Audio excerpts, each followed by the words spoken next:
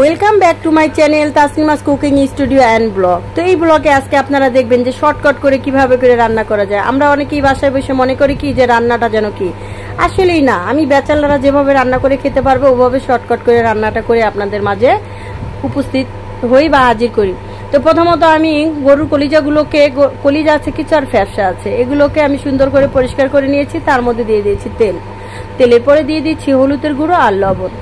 তো দেখুন এই তিনটি উপকরণ দেওয়ার পরেই কিছুক্ষণ পরে দিয়ে দিচ্ছি ধনিয়ার গুঁড়ো আর জিরার গুঁড়ো। এগুলো দিয়ে আমি এরপরে পেঁয়াজটা দিব, তবে কিছুক্ষণ পরে।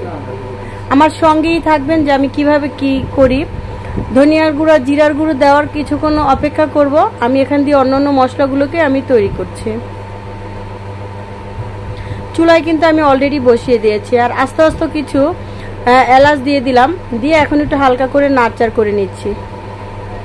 এর কালারটা হয় কি একটু কালচে কালচে হয় দেখতে, কিন্তু যেমনই লাগুক খেতে কিন্তু বেশ ভালোই লাগে। আপনারা যে যেখান থেকে আমার এই ভিডিওটা দেখছেন অবশ্যই ভালো লাগলে লাইক কমেন্ট এবং সাবস্ক্রাইব করে দিবেন, আমার পাশে থাকবেন। তো এখন দিয়ে দিলাম আদা বাটা আর হলো রসুন বাটা।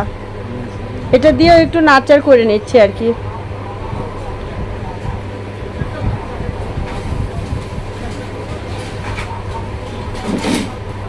যে কোনো জিনিসই আপনি রান্না করেন না কেন, যদি মশলার পরিমাণটা একটু বুঝে বুঝে দিতে পারেন তাহলে সেই রান্নাটাই অমৃত হয়ে যাবে। আমি শুকনো মরিচ বেটে নিয়েছি আমার বাসায়। যদিও আপনারা যারা রেগুলারলি আমার ভিডিও দেখেন তারা তো অবশ্যই জানেন যে আমি শিল নোড়ায় বেটে খেতে খুবই পছন্দ করি। গুঁড়া মশলার চেয়ে বেটে রান্নাটা খুবই টেস্ট হয় এবং ভালোও লাগে।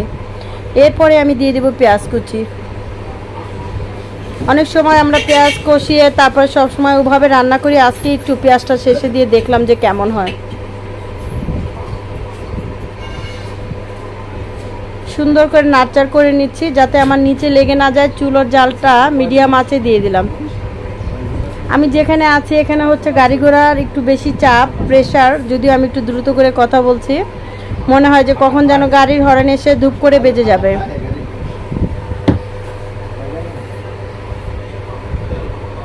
তো দেখুন 20 থেকে 25 মিনিট পরে ফিরে আসলাম। এই যে রান্নাটা এরকম হয়েছে, কষা কষা একটা ভাব হবে। তো এই কষা রান্নাটা গরুর কলিজাটা কে কে খেতে পছন্দ করেন অবশ্যই কমেন্ট করে জানাবেন। আমার তো খেতে বেশ ভালোই লাগে।